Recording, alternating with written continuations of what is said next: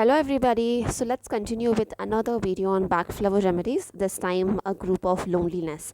So the first one is water violet. Water violet is actually lonely. They have this fear of making a conversation or starting up a conversation. They always tend to be alone because they have this embarrassed thoughts running in their heads. They find it really difficult to connect with people. Even though they have thoughts, even though they have a proper suggestions or proper opinions, they don't tend to take it out.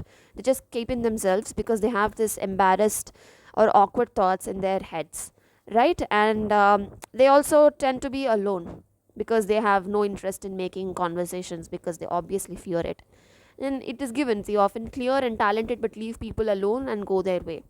So they don't even have an opinion of others, they just keep it to themselves, right? That is water violet for you all.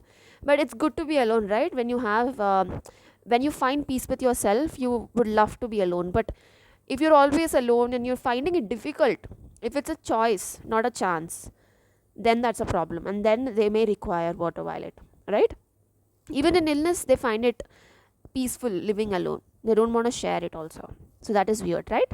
And now coming to impatience people are, obviously they are impatient, they find it really difficult dealing with people who are slow, similar to Monica of Friends. If you remember a Thanksgiving episode where Phoebe was, I think she's doing something and she's a bit slow, and Monica be like, 1, 2, 3, come on, do it.